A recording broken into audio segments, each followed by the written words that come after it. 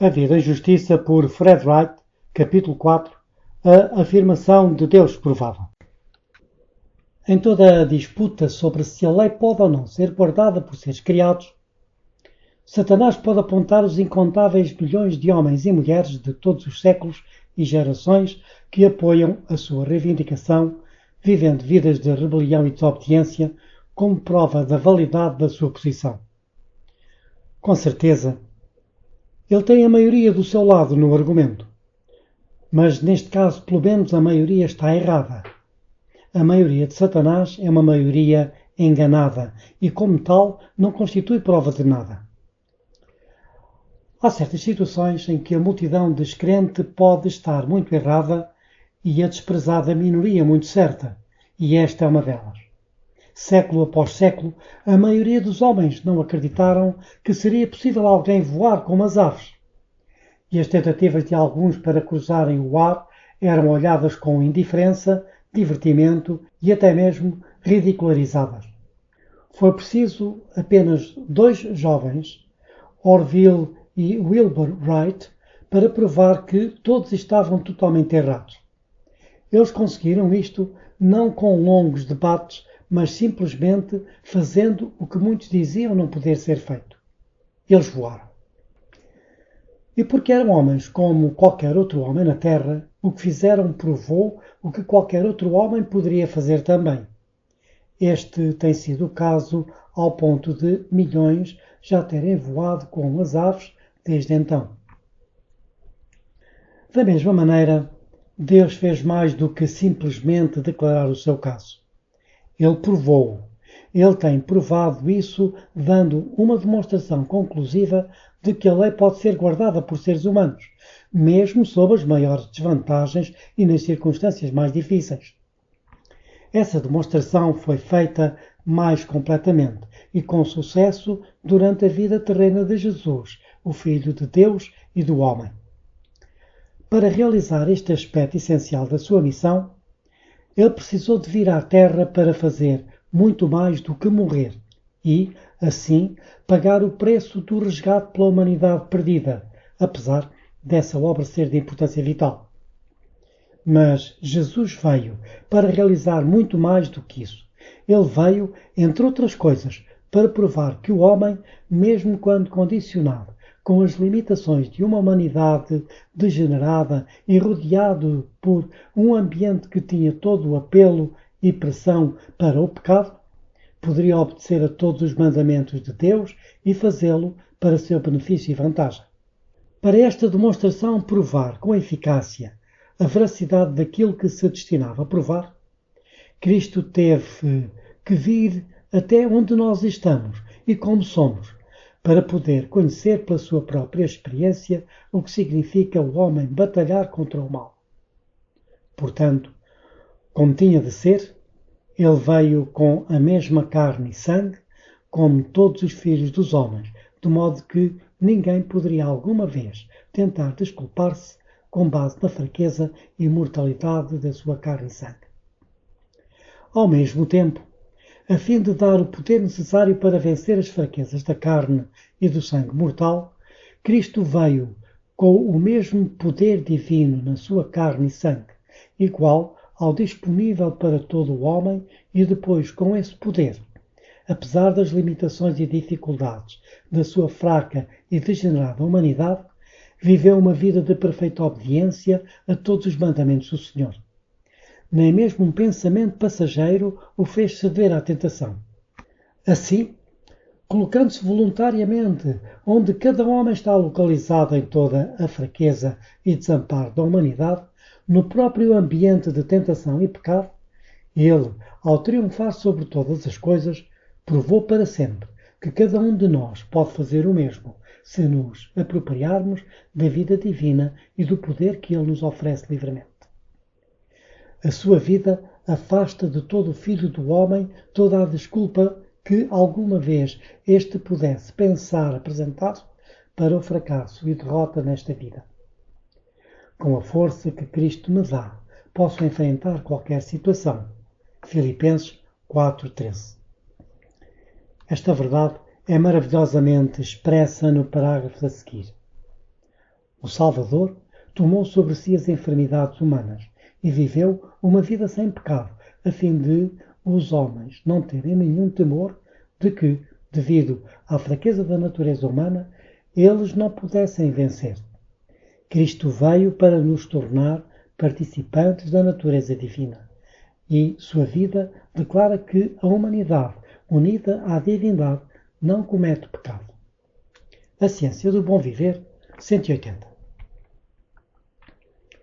Para podermos compreender o valor e a força dessa demonstração para nós, pessoalmente, e para experimentar o seu poder salvador, devemos conhecer e crer por nós mesmos que Jesus foi de facto, em todas as coisas, feito semelhante a seus irmãos.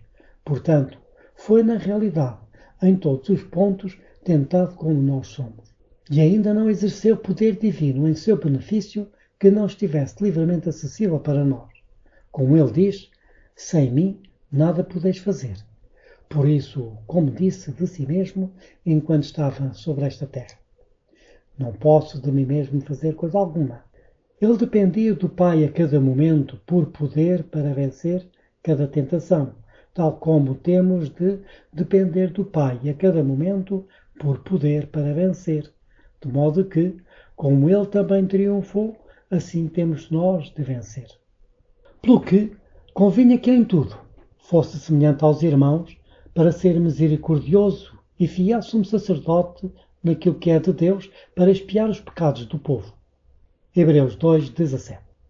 Porque não temos um sumo sacerdote que não possa compadecer-se das nossas fraquezas, porém um que, como nós, em tudo foi tentado, mas sem pecado.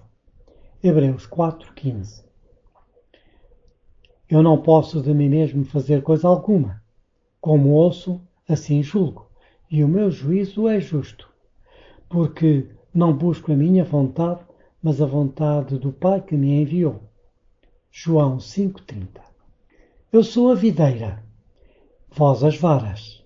Quem está em mim e eu nele, este dá muito fruto, porque sem mim nada podereis fazer. João 15:5. A obediência de Cristo a seu Pai era a mesma obediência que é requerida do homem. O homem não pode vencer as tentações de Satanás sem combinar o poder divino com o seu auxílio. Assim foi com Jesus Cristo. Ele podia lançar mão do poder divino.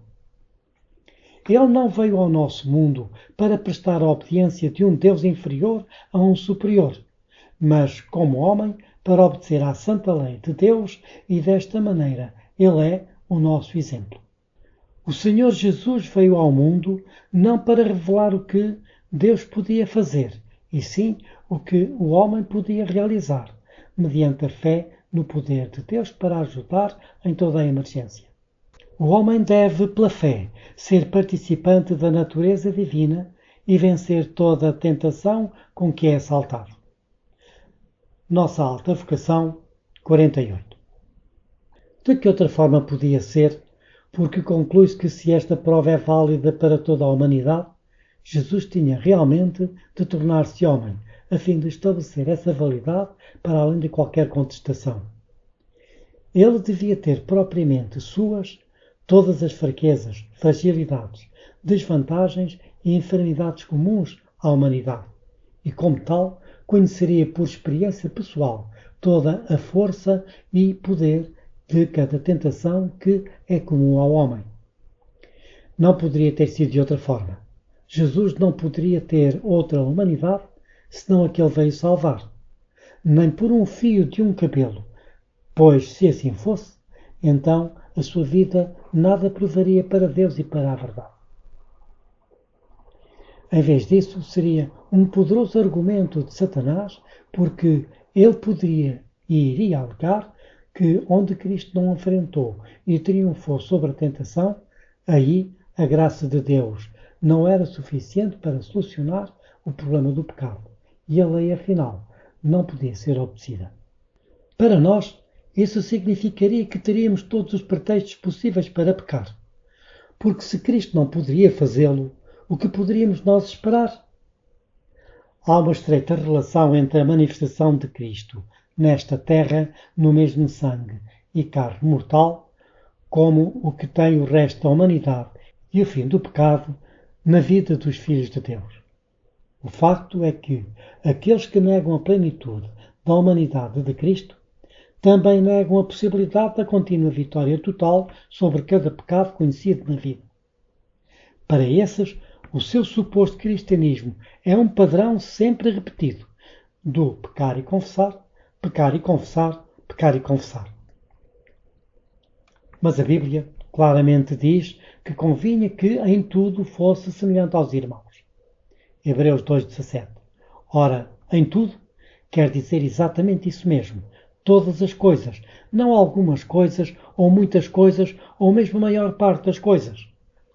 Não percamos, no entanto, o ponto essencial de que a semelhança em todas as coisas é a semelhança com os seus irmãos e não a semelhança com tudo ou todos, bons ou maus, pois seria criada uma incontornável contradição. Tenham em mente que Cristo não veio à Terra para provar que a lei poderia ser guardada por um homem ainda dominado pelo Senhor do pecado, mas por aqueles que foram libertados do seu poder. Aqui reside uma importante distinção. No capítulo anterior, mostrei como é impossível um homem em quem a velha natureza pecaminosa reside, obedecer a qualquer dos mandamentos do Senhor. Vimos como a Bíblia ensina claramente o princípio de que o homem deve tornar-se bom antes de poder fazer o bem. A partir daí, são imediatamente visíveis duas conclusões. Uma é que Jesus nunca veio para provar que um homem mau, enquanto permanecer assim, poderia guardar a lei de Deus. Há duas boas razões para isso. No primeiro caso, era impossível de qualquer maneira, e no segundo, ter feito isso não teria sido mais do que a tentativa de provar que a Bíblia estava errada, uma coisa que ele, como a verdade, nunca poderia sequer pensar em fazer.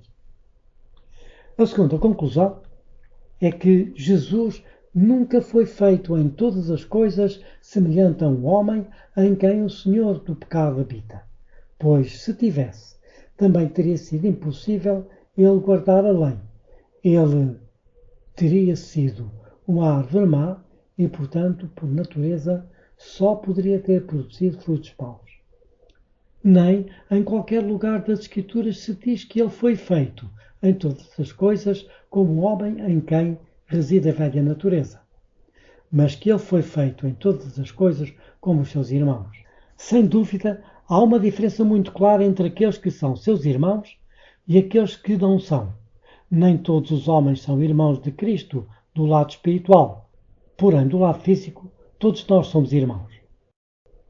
Isto é muito evidente nas próprias Escrituras e também nos factos do que constitui ser irmãos. Os irmãos são de uma família e têm um pai comum, uma relação que Paulo negou ter com os judeus incrédulos, a quem classificou como gentios e estrangeiros. Paulo lembrou aos efésios do seu tempo de onde eles anteriormente eram. Lembrem-se que vocês, os não-judeus, eram chamados de incircuncidados pelos judeus que chamam a si mesmos de circuncidados, por praticar a circuncisão. Lembrem do que vocês eram no passado. Naquele tempo, vocês estavam separados de Cristo, eram estrangeiros e não pertenciam ao povo escolhido de Deus. Não tinham parte nas suas alianças que eram baseadas nas promessas de Deus para o seu povo. E neste mundo viviam sem esperança e sem Deus. Mas agora, unidos com Cristo Jesus, vocês que estavam longe de Deus foram trazidos para perto dele pela morte de Cristo na cruz. Efésios 2, 11 a 13. É impossível um homem ser irmão e estrangeiro ao mesmo tempo. Quando Paulo encontrou pela primeira vez aquelas pessoas que mais tarde se tornaram cristãs em Éfeso, eram gentios e estrangeiros, mas através da pregação do Evangelho, a separação foi tirada e a irmandade substituiu a separação. Neste ponto, o que não deve ser ignorado é o facto de que eles tinham um novo pai no lugar daquele que os dominava anteriormente. Aquele que já tinha sido seu pai não era outro senão o próprio Satanás. É verdade que Satanás, juntamente com os anjos em geral, não tem o poder de reproduzir-se fisicamente, mas ele é com certeza capaz de ser pai da vida espiritual da humanidade no mal. Daqueles em quem o espírito maligno é implantado, é dito serem os filhos do maligno. Mateus 13:38. Por isso, o maligno, que é Satanás, deve ser o pai desses filhos. Mas uma confirmação de que Satanás é de facto um pai é dada na declaração de Cristo para este efeito, quando foi dito aos dirigentes judeus hostis que estavam sempre em oposição: vós tendes por pai ao diabo. João 8:44. A conclusão poderosa e cheia de verdade a tirar da declaração de Cristo é que, enquanto Satanás era o pai dos judeus incrédulos, Cristo se identificou como filho do seu pai, Deus. Os filhos de Satanás e de Deus não eram descendentes do mesmo pai.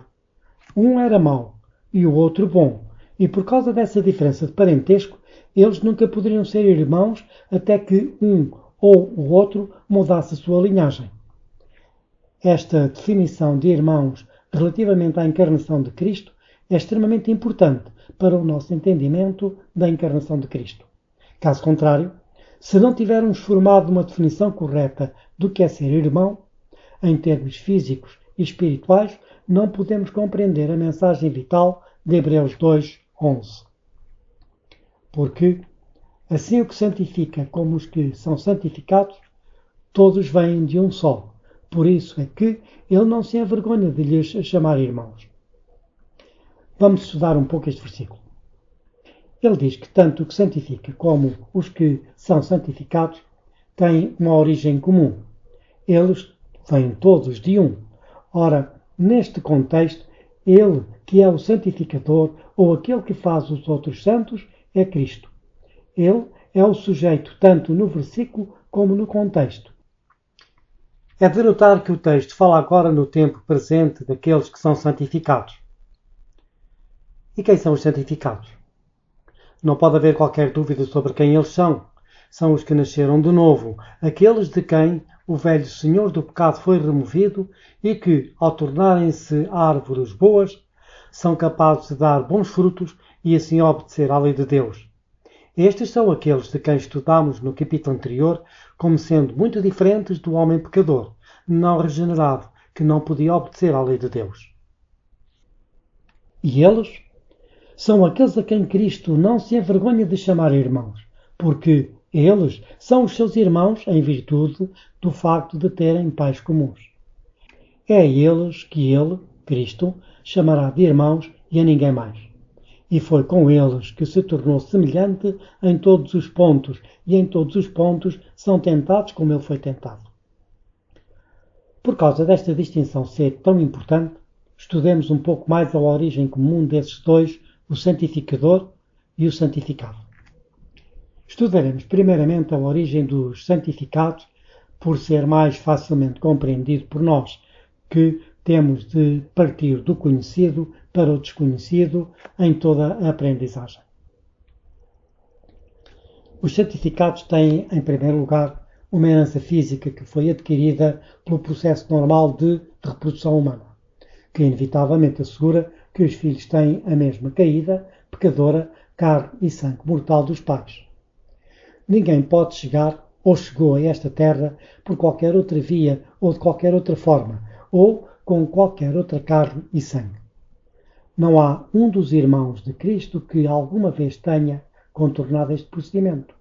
Todos vieram à terra desta maneira ou nunca vieram sequer.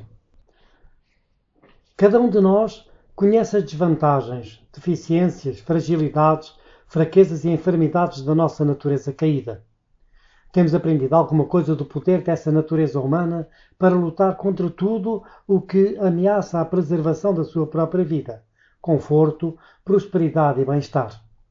Conhecemos também quão firmemente essa carne resistirá ao chamamento de Deus quando esse chamamento, como sempre acontece, exige sacrifício e prova.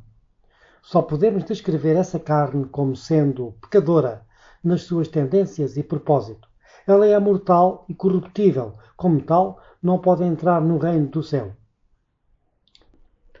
E agora digo isto, irmãos, que carne e sangue não podem herdar o reino de Deus, nem a corrupção herda a incorrupção. 1 Coríntios 15:50.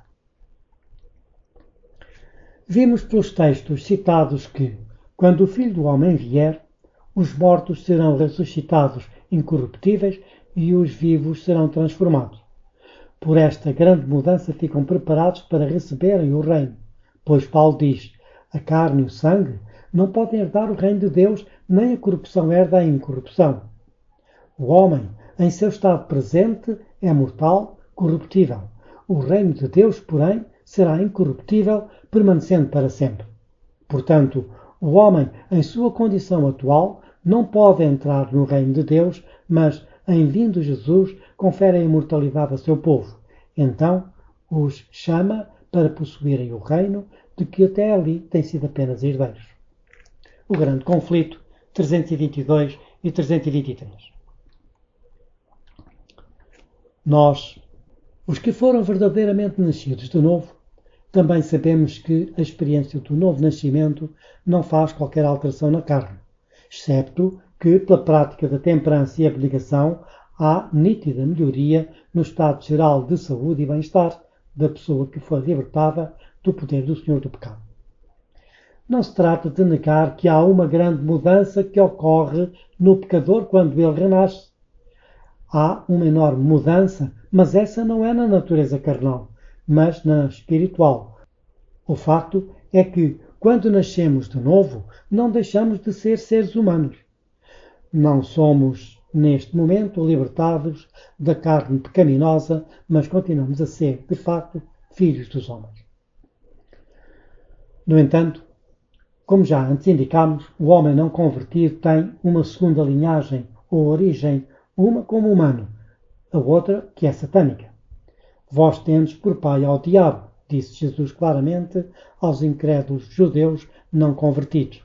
Como pai, que ele certamente é, Satanás apenas pode reproduzir-se de acordo com o que é. Ele é um mentiroso e um homicida, assim são os seus descendentes. Ele é orgulhoso e mau, assim são eles. Todos eles são da mesma origem no lado espiritual, do mesmo modo como são de uma origem quanto aos homens, convertidos ou não, do lado físico. Um ponto-chave aqui é que, seja o antigo senhor do pecado ou a natureza do nosso Salvador, os dois não habitam ao mesmo tempo na nossa pecadora carne e sangue mortal, ou temos o velho senhor do pecado ou a natureza do nosso Salvador na mesma carne e sangue mortal, nunca ambos ao mesmo tempo. Para vos ajudar a entender isto, dirigirei a vossa atenção mais uma vez para verdes o Evangelho ilustrado no livro da natureza, com referência específica à árvore boa e à árvore má. Quando o agricultor se aproxima do espinheiro com a intenção de resolver o problema da sua presença, ele arranca-o do seu terreno e destrói-o. Depois, no mesmo solo, ele planta uma árvore boa. Assim, uma árvore má é substituída por uma árvore boa, por isso, no mesmo solo, ou temos uma árvore boa ou uma árvore má em crescimento. Nunca ambas ao mesmo tempo no mesmo lugar. Uma tem que substituir a outra, mas o solo é o mesmo. No caso dos santificados, aqueles de quem estamos a estudar, aquilo que era de origem satânica foi removido e eles nasceram de novo de uma filiação divina que não é pecaminosa e mortal, nem humana. É de Deus, sendo nascido dele, através de Jesus Cristo, de acordo com as leis da reprodução aplicada à concepção e nascimento espiritual. Neste processo, a velha natureza pecaminosa foi removida e uma nova vida tomou o seu lugar. Há muitas escrituras que se referem aos verdadeiros cristãos como filhos de Deus. A realidade desta filiação precisa de ser apreciada muito mais do que é, porque há os que não levam a sério esta realidade como se fosse nada mais do que uma mera figura retórica, embora a Bíblia fale claramente desta filiação como sendo uma verdadeira relação entre um verdadeiro pai e aqueles que nasceram dele. Mas a todos quantos o receberam, deu-lhes o poder de serem feitos filhos de Deus, aos que creem no seu nome, os quais não nasceram do sangue, nem da vontade da carne, nem da vontade do varão, mas de Deus. João 1, 12 a 13. Amados, agora somos filhos de Deus e ainda não é manifesto o que havemos de ser. Mas sabemos que, quando Ele se manifestar, seremos semelhantes a Ele, porque assim como é, o veremos. 1 João 3, 2. Porque todos os que são guiados pelo Espírito de Deus, esses são filhos de Deus. Porque não recebestes o espírito de escravidão para outra vez estar sem temor, mas recebestes o espírito de adoção de filhos, pelo qual clamamos Abba, Pai. O mesmo Espírito testifica com o nosso Espírito que somos filhos de Deus. E se nós somos filhos, somos logo herdeiros também, herdeiros de Deus e co-herdeiros de Cristo. Se é certo que com Ele padecemos, para que também com Ele sejamos glorificados. Romanos 8, 14 a 17. Assim, pode dizer-se de cada cristão verdadeiramente nascido de novo que ele é um filho do homem e filho de Deus. Ele tem a mente de Cristo. Ele tornou-se um participante na divina natureza e é, na verdade, um ser humano divino. Ver 2 Pedro 1,4. É verdade que muitos têm dificuldade em discernir as diferenças entre a natureza humana, por um lado, e, por outro, a natureza pecaminosa que habita na carne e governa sobre ela. Para muitos, elas são a mesma coisa, mas a diferença existe e é muito importante. Na verdade, seria totalmente impossível compreender a encarnação de Cristo e o novo nascimento se não conseguirmos compreender essa distinção. Agora que estudamos a natureza do homem, passemos ao estudo da natureza de Cristo, para ver se as Escrituras ensinam que ele era verdadeiramente feito em todas as coisas semelhantes aos seus irmãos. Em primeiro lugar, vamos considerar o lado humano da sua natureza, do qual a Bíblia afirma o seguinte: os filhos, como ele os chama, são pessoas de carne e sangue. E por isso o próprio Jesus se tornou igual a eles, tomando parte na natureza humana deles. Ele fez isso para que, por meio da sua morte, pudesse destruir o diabo, que tem poder sobre a morte. Hebreus 2:14. Esta é uma declaração muito clara cuja mensagem é que Cristo participou da mesma carne e do sangue que os filhos têm, da mesma maneira que os filhos adquiriram a deles, ou seja, através do processo de nascimento humano normal. Essa comparação com os filhos e não com o Pai torna a diferença inequívoca sobre o tipo de carne e sangue que Cristo tinha e o que ele poderia ter tomado. Se o testemunho tivesse declarado apenas que o nosso Salvador tinha participado da carne e do sangue, nós perguntaríamos que carne e sangue, o sem pecado imortal puro, o sangue e a carne de Adão não caído que lhe foi dado pela criação direta, ou foi a pecaminosa caída, carne mortal dos filhos do Adão caído, adquiridos como só poderia ter sido através do processo normal de reprodução? A informação fornecida neste versículo responde a essas perguntas muito apropriadamente. Ele esclarece vários pontos importantes em relação à encarnação de Cristo. Jesus, quando apareceu como um bebê em Belém, não foi criado como um ser diferente, sem pecado, imortal, como foi o pai Adão. Se tivesse sido, então, não poderia ter sido a mesma carne e sangue como os filhos.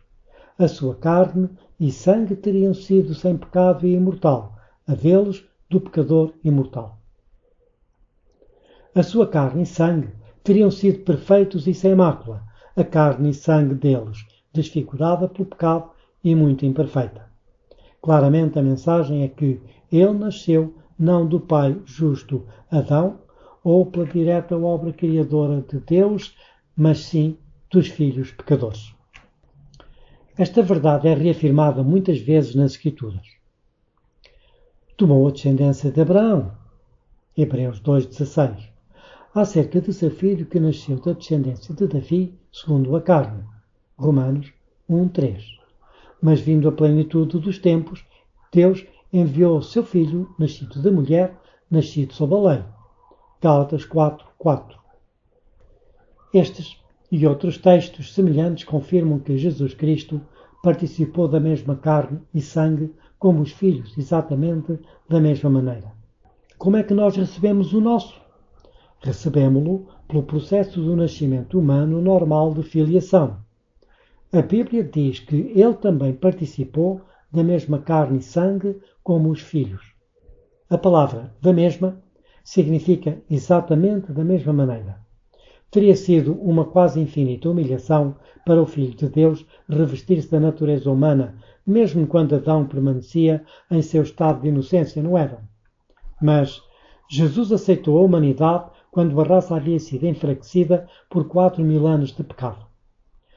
Como qualquer filho de Adão, aceitou os resultados da operação da grande lei da hereditariedade.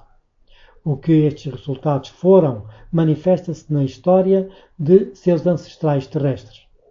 Veio com essa hereditariedade para partilhar de nossas dores e tentações e dar-nos o exemplo de uma vida impecável. O desejado de todas as nações, 49. Assim, é tornado para sempre claro para nós que ele tomou a mesma carne e sangue que temos, com tudo o que isso significa, e que ele a tomou da mesma maneira que nós. Por isso, entre a nossa origem do lado humano e a sua origem do lado humano, não há a mínima diferença. Ele veio até nós exatamente onde estamos, exatamente como nós somos, e ficou conosco completamente um de nós e para nós. Deus disse claramente que a lei pode ser guardada com perfeição pelos seres criados, incluindo a humanidade caída. Mas ele não deixou o assunto por aí, apenas pelas palavras. Ele fez mais do que dizê-lo, ele provou-o, e essa prova é feita na vida terrena de Jesus, o Filho de Deus e do homem. E a maravilhosa vitória desse Filho, na mesma carne e sangue como o que os filhos possuem, é o ponto final para sempre sobre o argumento de Satanás. Ele simplesmente fica sem caso para apresentar. Até agora, no estudo da resposta de Deus à mentira de Satanás, temos salientado a plenitude da humanidade do Salvador, que ele era verdadeiramente e em todos os aspectos o Filho do homem, e foi feito em todas as coisas como os seus irmãos. E vimos que, se ele tinha realmente de conquistar a vitória sobre o diabo, e assim provar que a lei pode ser guardada, então era absolutamente necessário que fosse verdadeiramente homem. Mas embora sofrendo todas as limitações e desvantagens da carne humana pecaminosa, também era, no entanto, o Filho de Deus e possuidor em todos os momentos e em todas as circunstâncias do caráter imaculado do seu Pai no céu. E deve ser entendido que, como Filho de Deus, ele era o Deus eterno, existindo por si mesmo, omnipotente. Ele era Deus na carne. O ideal do caráter cristão é a semelhança com Cristo. Como o Filho do homem foi perfeito em sua vida, assim devem ser seus seguidores ser perfeitos na sua. Foi Jesus em todas as coisas feito semelhante a seus irmãos. Jesus foi em todas as coisas feito semelhante a seus irmãos. Tornou-se carne da mesma maneira que nós. Tinha fome, sede e fadiga. Sustentava-se com o alimento e refrigerava-se pelo sono. Era Deus em carne. Ele compartilhou da sorte do homem. Não obstante, foi o imaculado Filho de Deus. Seu caráter deve ser o nosso. Diz o Senhor dos que nele creem, neles habitarei, e entre eles andarei, e eu serei o seu Deus, e eles serão o meu povo. O desejado de todas as nações, 311. Significa isto que ele lutou a batalha contra o pecado do ponto de vista de um Deus? Se não, então em que sentido veio ele para vencer o pecado como Deus em carne? É evidente que, se Cristo viesse como Deus no exercício do poder omnipotente, ele estaria onde nenhum homem jamais poderia estar, porque as vantagens que ele teria possuído tê-lo-iam colocado numa posição de total imunidade ao pecado, que é possuída apenas pelos membros da Trindade. Não teria havido qualquer possibilidade de ele alguma vez cometer pecado sob qualquer aspecto ou forma. Ele teria tal vantagem sobre a humanidade que a sua vida sem pecado não teria provado nada no que diz respeito à possibilidade de o homem viver uma vida pura e santa. Mas ele veio como Deus em carne. O que significa isso? Jesus veio como Deus. Esta é a verdade. Mas ele cuidadosamente deixou de lado todos os poderes que tinha como Deus para que não tivesse vantagem alguma sobre nós no mais pequeno grau. Este ponto essencial é tornado claro pela caneta da inspiração, comentando a pacificação da selvagem tempestade no lago por Cristo. Quando Jesus foi despertado para enfrentar a tempestade, estava em perfeita paz. Nenhum indício de temor na fisionomia ou olhar, pois receio algum havia em seu coração. Contudo, não era na posse da força omnipotente que ele descansava. Não era como o Senhor da terra, do mar e do céu, que repousava em sossego. Esse poder depusera-o ele e diz: Eu não posso de mim mesmo fazer coisa alguma.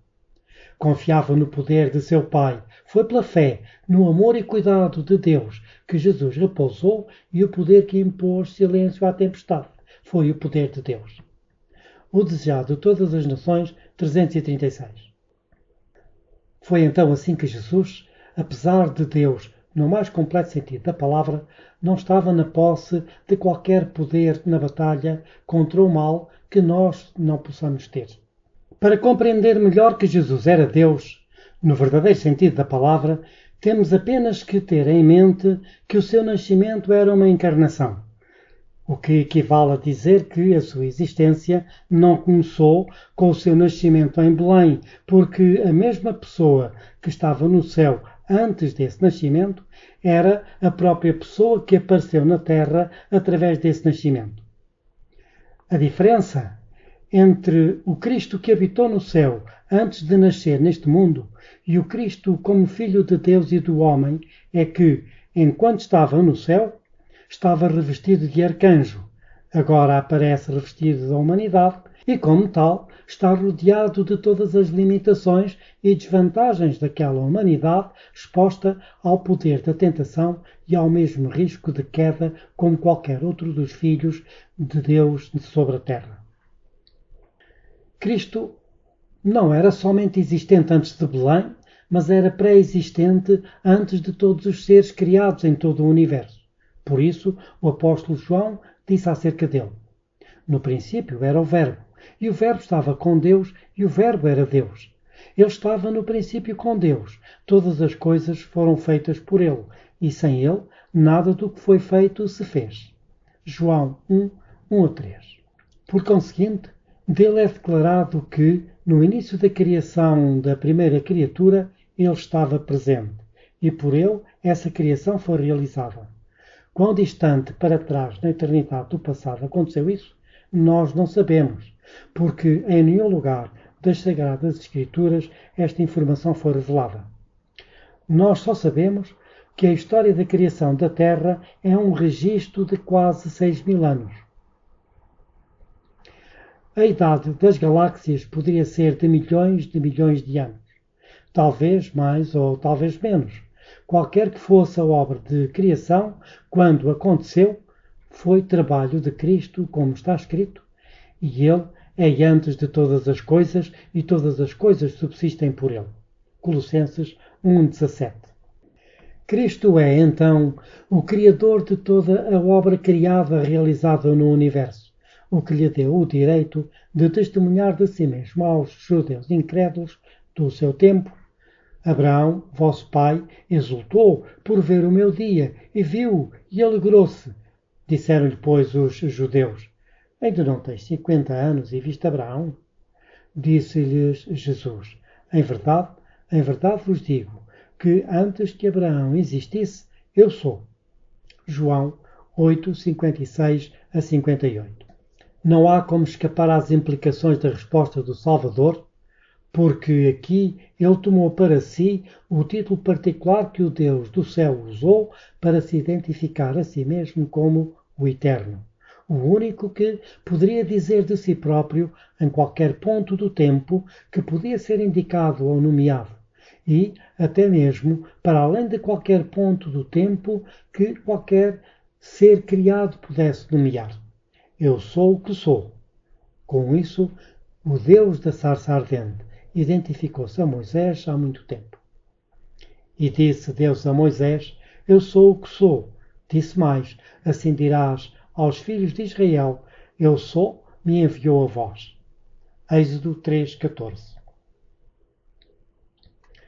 Os judeus perante quem Jesus reivindicou esse título compreenderam perfeitamente que ele, com isso, reclamava para si o título do próprio Deus e, na sua suposta justa indignação, pegaram em pedras para o apedrejar, pouco percebendo que a afirmação era a verdade e que era Deus que estava diante deles, de facto. Em tudo isto, estamos agora a falar de um mistério, cuja profundidade não pode ser sondada por mentes humanas. O apóstolo Paulo fala do assunto como se segue. E sem dúvida alguma, grande é o mistério da piedade. Aquele que se manifestou em carne foi justificado em espírito, visto dos anjos, pregado aos gentios, querido no mundo e recebido acima na glória. 1 Timóteo 3,16. A manifestação de Deus na carne é realmente um mistério. Desconhecemos como exatamente isso podia acontecer. Não sabemos e não podemos saber, porque é demasiado profundo para nós entendermos. Como poderíeis explicar o próprio Deus caber dentro de um pequeno tabernáculo no deserto? Ele, o Ser Altíssimo, com a capacidade para chamar vastos sistemas solares à existência, visto como um fogo ardendo num arbusto sem o consumir. Isso é verdadeiramente um mistério, mas para experimentar a salvação devemos aceitar o facto de que o Todo-Poderoso habitou num corpo humano, Deus em carne. Deixai que seja para sempre estabelecido nas nossas mentes que foi Deus que apareceu em forma humana e na carne para enfrentar e vencer todas as tentações como aquelas que cada um dos seus irmãos tem de enfrentar. E nessa vitória provou que nós também podemos ter o mesmo domínio sobre toda a tentação que alguma vez possa vir contra nós. Deus estava na carne.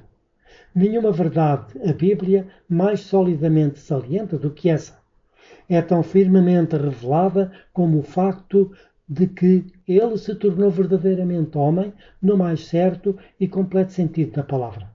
Se isso parecer demasiado para nós crermos e receber, avancemos com cuidado, porque nos é dito distintamente na palavra do próprio Filho que somente aqueles que são ensinados por Deus recebem e compreendem a verdade de que Jesus é o Filho de Deus e do homem.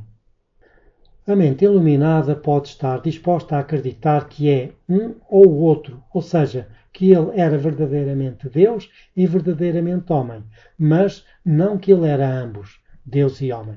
Por exemplo, as pessoas que viram Cristo como homem entre elas não tiveram dificuldade em ver que ele era um homem de verdade, mas não tinham o entendimento de que ele era, ao mesmo tempo, Deus.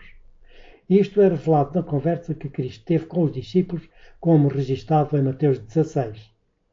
Eu digo novamente que não havia dúvida nas mentes das pessoas dos dias em que Cristo foi um homem. Todos podiam ver com os seus próprios olhos.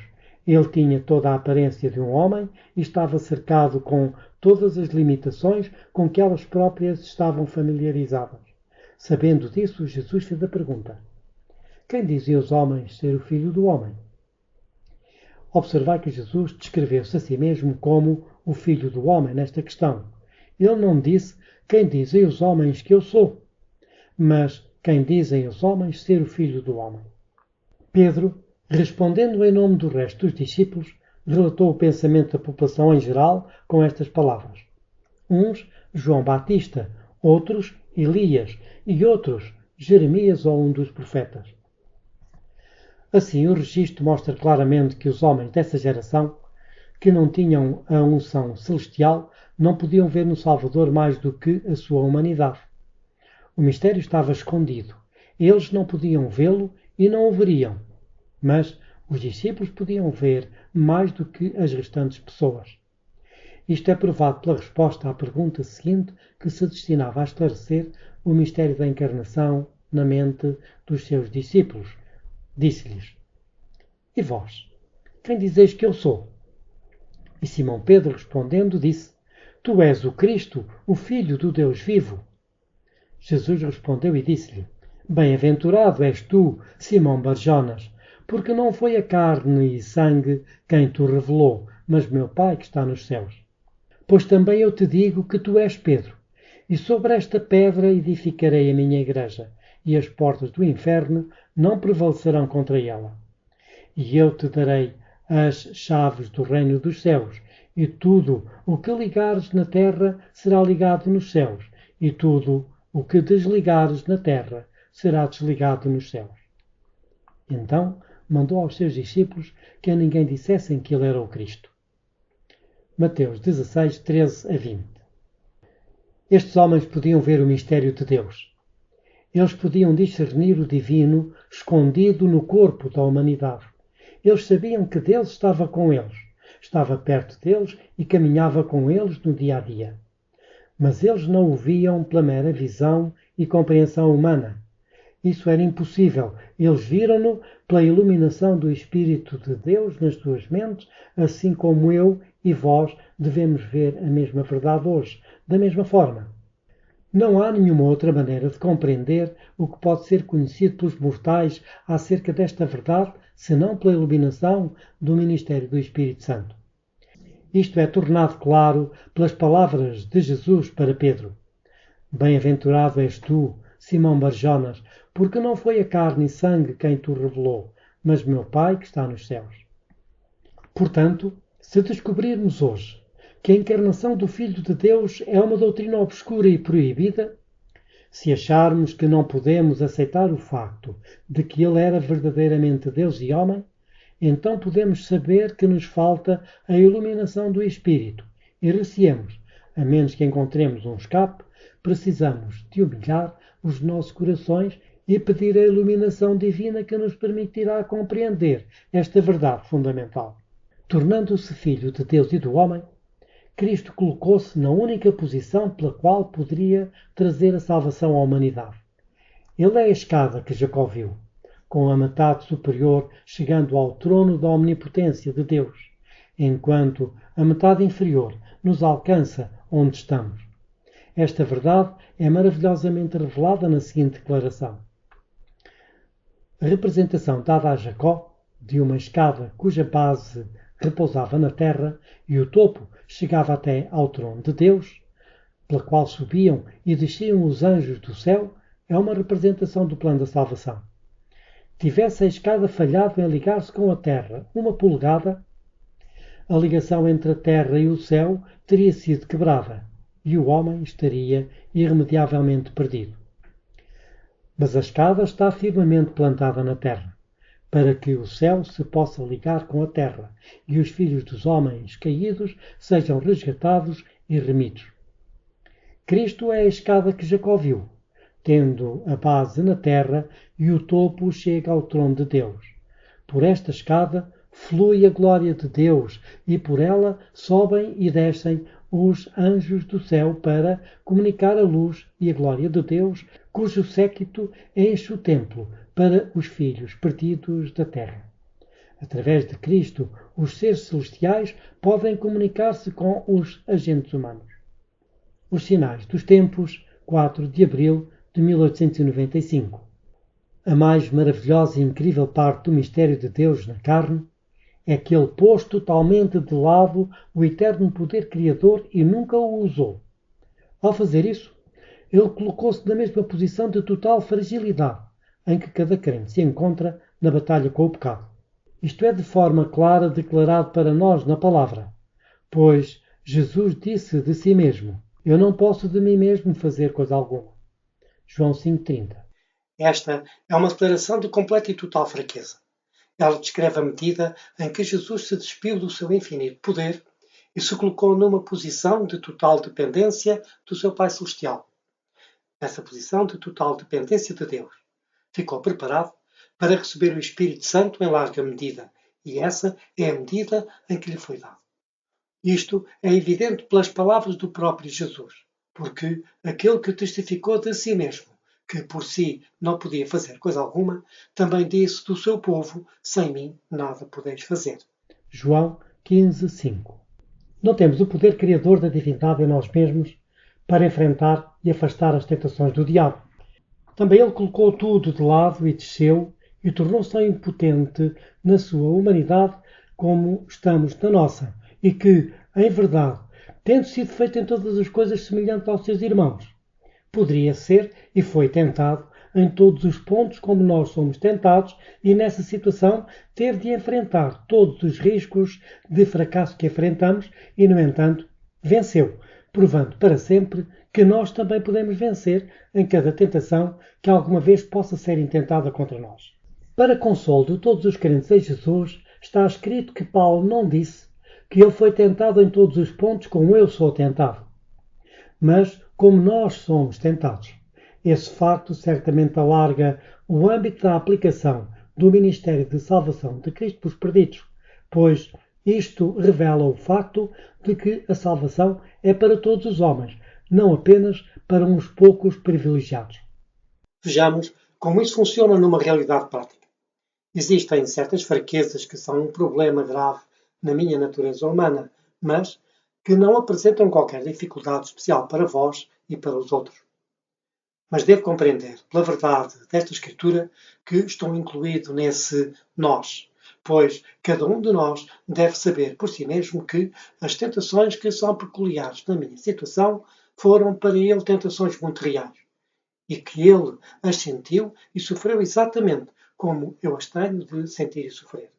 E venceu cada uma delas, da mesma forma, precisamente como nós temos de as vencer. Mas ele também foi tentado em todas as coisas, tal como vós tendes tentações que para mim não representam qualquer tentação. Elas não têm apelo algum para mim, ao passo que as mesmas coisas para as quais eu tenho propensão para tropeçar são coisas que não trazem preocupação para vós. Mas a palavra de Deus diz que não foi exatamente como eu fui tentado que Jesus sofreu, sendo tentado em todos os pontos como nós. Vós ou eu somos tentados.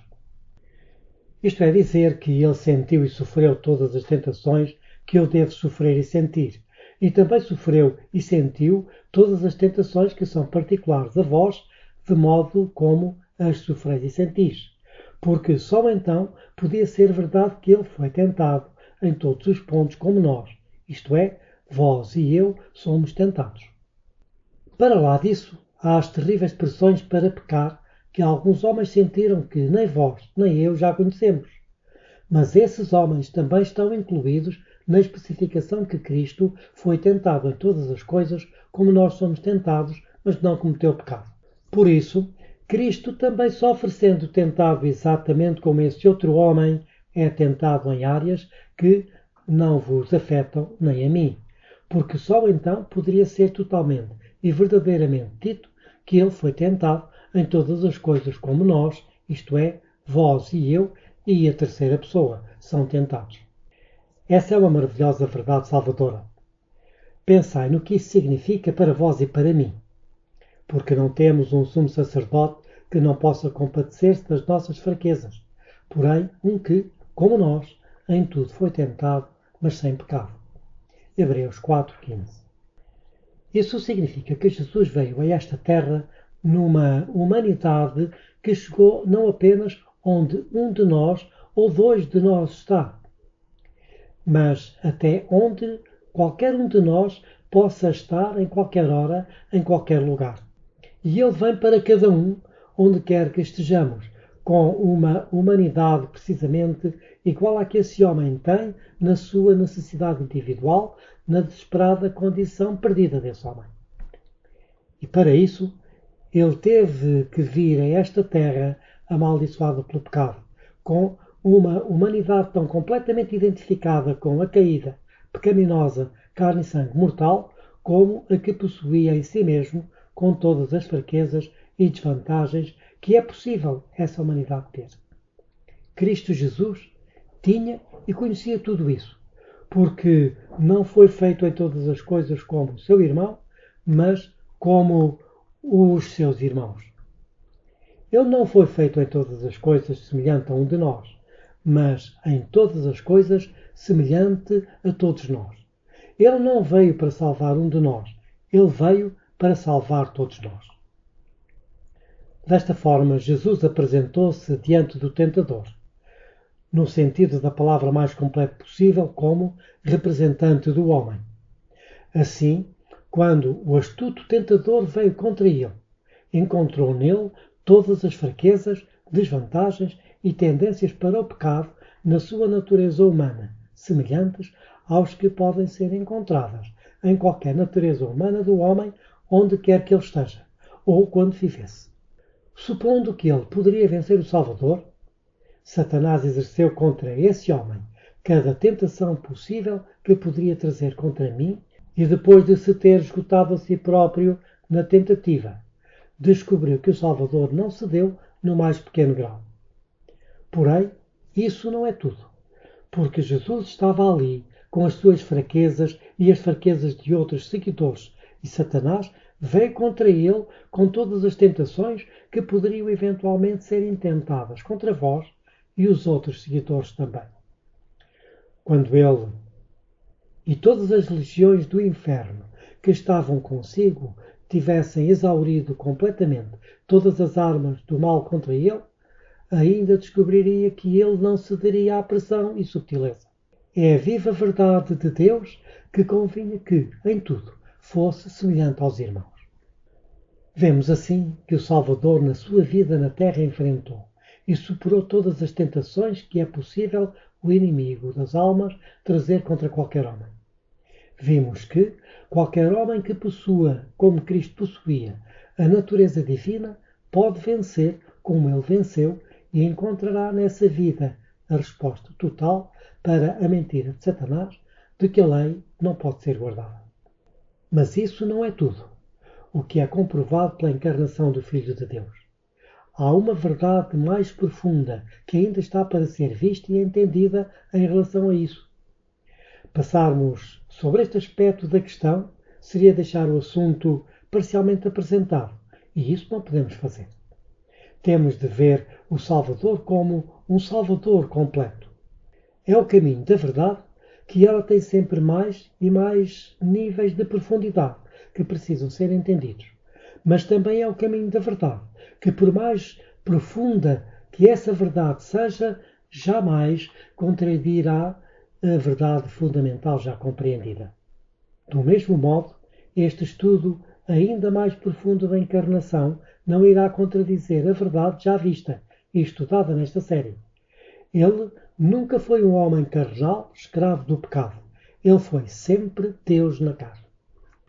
A verdade apresentada até agora neste estudo é que Jesus veio no mesmo nível do homem convertido. E nessa posição provou que o homem convertido poderia obedecer a todos os mandamentos do Senhor. Para aqueles que já receberam a nova vida de Deus na alma, é um grande refrigério e certeza saber que não há nenhuma tentação que possa vir sobre nós que não tenha vindo já a Jesus na mesma natureza que possuímos e foi vencida por ele. Ao estar nessa posição, Jesus é o exemplo perfeito e completo para aqueles que foram colocados em terreno vantajoso. Para eles, a sua vida dá a perfeita garantia de que eles não precisam de ser vencidos e não necessitam de serem perdidos. Mas isto não é uma ajuda para o homem não convertido. Ele não está firmemente estabelecido em terreno vantajoso. Ele está embaixo, no poço do pecado, com o terrível fardo do desânimo e desespero sem esperança, quando o diabo coloca todo o peso da maldição do pecado sobre ele. Deus e a salvação estão escondidos dele porque o diabo usa as suas armas altamente bem-sucedidas para prender as suas vítimas neste terrível cativeiro. O diabo, ao ver o pecador procurar escapar do seu poder, apresenta a sua situação na luz mais desencorajadora para que ele desista em desespero e falhe em obter a preciosa vitória sobre os estratagemas de Satanás. Uma coisa é muito clara: o homem não tem poder para se livrar a si próprio das garras do diabo. Ele é totalmente impotente e deve depender de um poder fora e acima de si mesmo, a fim de ser salvo e ter a esperança da vida eterna. Todo pecador que for salvo tem de ser resgatado deste reino de servidão.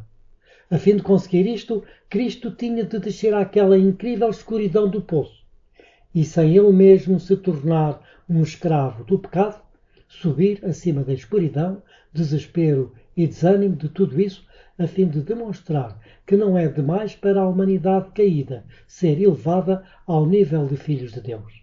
Ele demonstrou que, se colocarmos toda a fé em Deus, é possível sair das mais desesperadas profundezas do pecado, subindo para terreno vantajoso e viver uma vida de vitória sobre todo o pecado.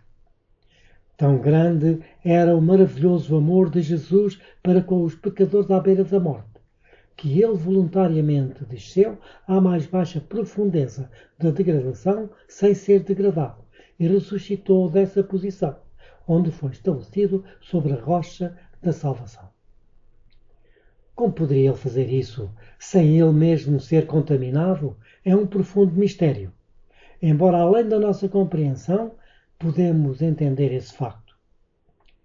Na Bíblia, são-nos fornecidas com uma gráfica descrição este aspecto da incrível demonstração de Cristo, da sua ascensão do poço do pecado.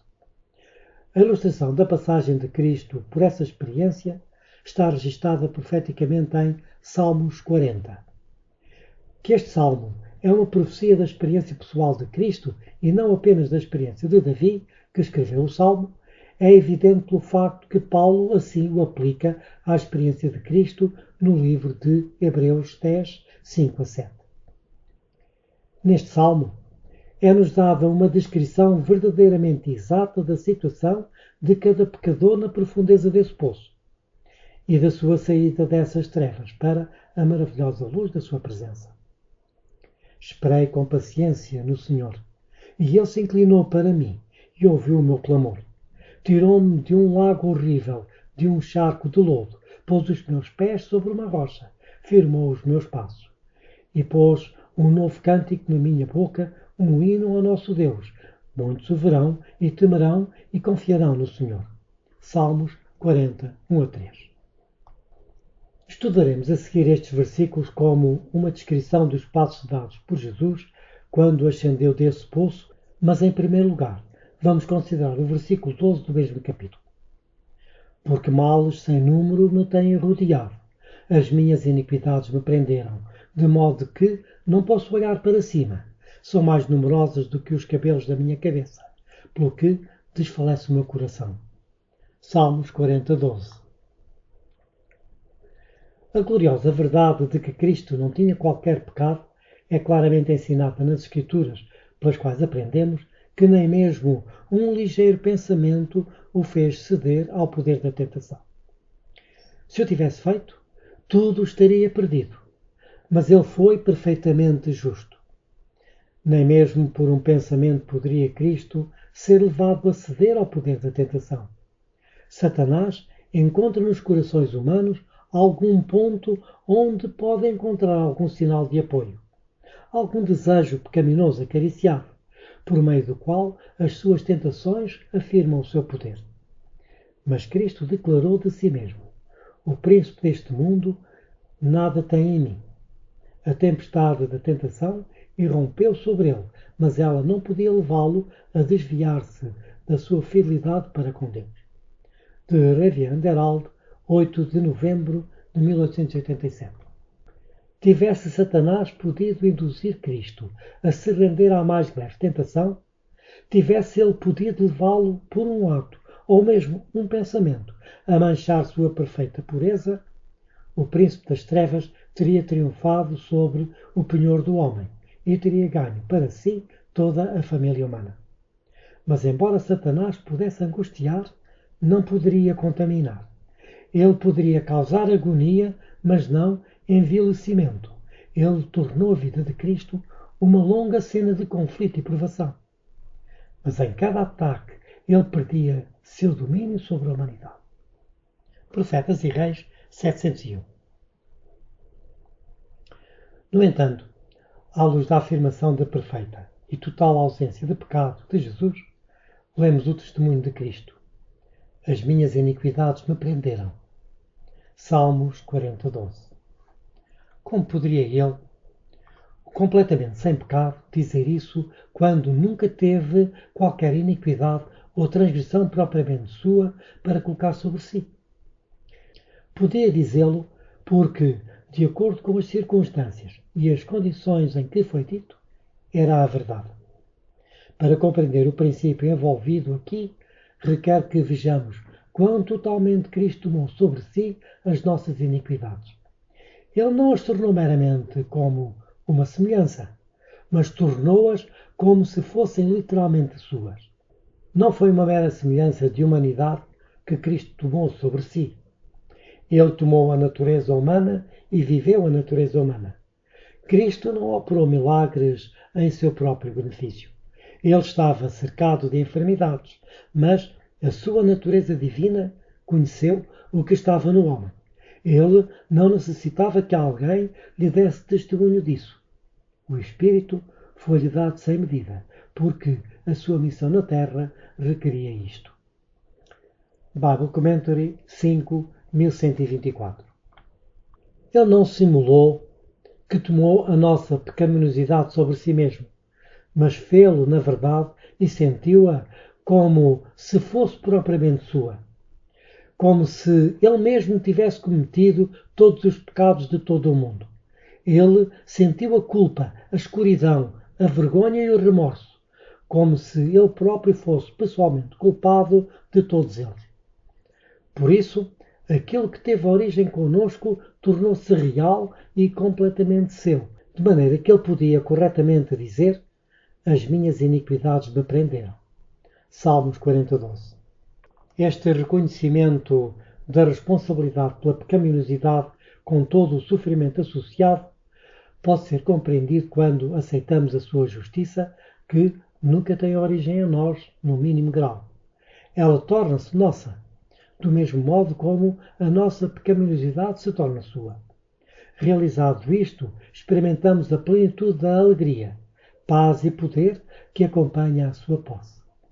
Para os que conseguem esta experiência, um grande, brilhante novo dia começou.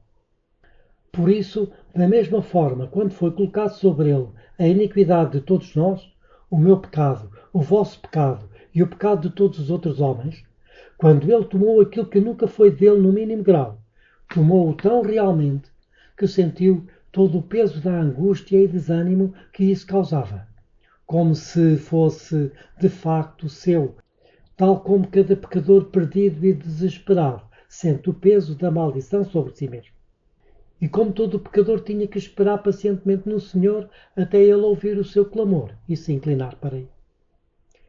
Tinha de colocar a sua fé em Deus para o erguer, porque ele jamais poderia levantar-se para sair desse charco de lodo, porque era tão impotente como qualquer um de nós alguma vez podia ser. Ele experimentou todo o peso do desânimo e a terrível tentação de desistir de tudo e deixar o pecador entregue a si mesmo para perecer.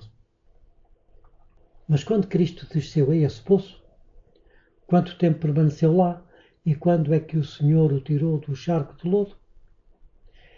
É evidente pela informação registada no parágrafo seguinte que ele não esteve no poço toda a sua vida na terra.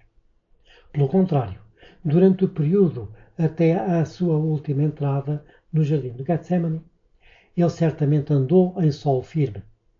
Foi quando, naquele jardim, os pecados de todos nós foram colocados sobre si que ele desceu ao horrível poço, ao charco de lodo.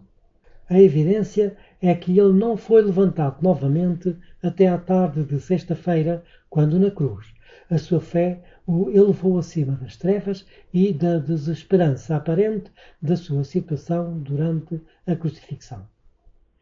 É em Salmos 22 que o seu triunfo da fé viva o fez sair para fora do lago horrível. A sua entrada nesse poço é descrita no parágrafo a seguir. Jesus estivera conversando animadamente com os discípulos, instruindo-os, mas ao aproximar-se do Getsemane, tornou-se estranhamente mudo. Muitas vezes lá estivera para meditar e orar, mas nunca com o coração tão cheio de tristeza como nessa noite de sua última agonia. Durante sua vida na terra, andara à luz da presença de Deus. Quando, em conflito com os homens que eram inspirados pelo próprio Espírito de Satanás, podia dizer: aquele que me enviou está comigo. O Pai não me tem deixado só, porque eu faço sempre o que lhe agrada. Agora, porém, parecia excluído da luz da mantenedora presença de Deus. Era então contado com os transgressores. Devia suportar a culpa da humanidade caída. Sobre aquele que não conheceu o pecado, devia pesar a iniquidade da raça caída. Tão terrível lhe parece o pecado, tão grande o peso da culpa que deve levar sobre si, que é tentado a temer que ele o separe para sempre do amor do Pai. Sentindo quão terrível é a ira de Deus contra a transgressão, exclama: a minha alma está profundamente triste até à morte. O desejado de todas as nações, 685.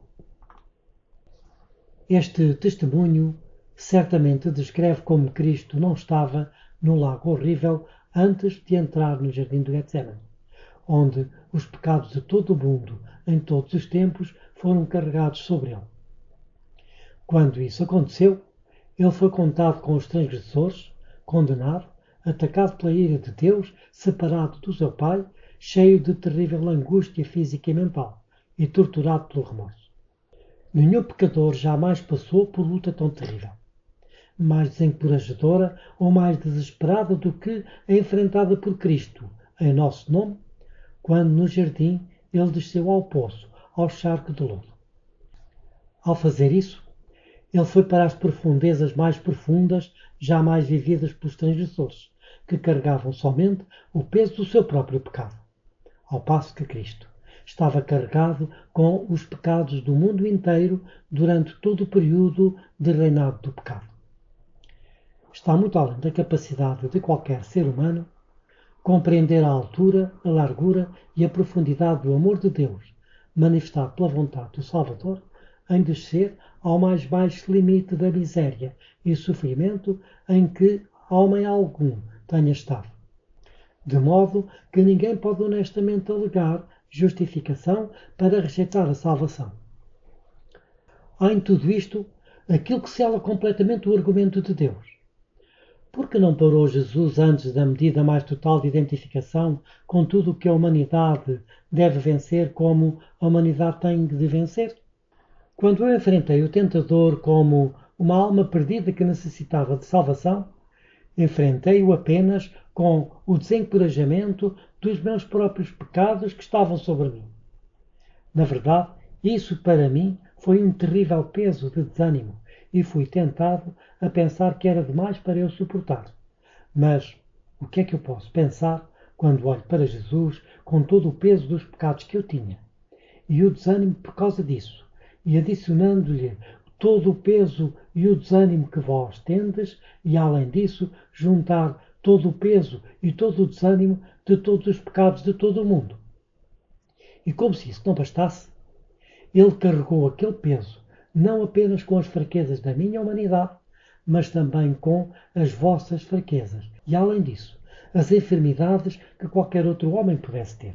E, portanto, nesta posição de desvantagem e peso muito maior do que eu possa possivelmente ter, e carregando um peso de culpa de uma fantástica medida muito além do que eu jamais poderia ser chamado a suportar, ele venceu e viveu uma vida inteira sem nunca pecar.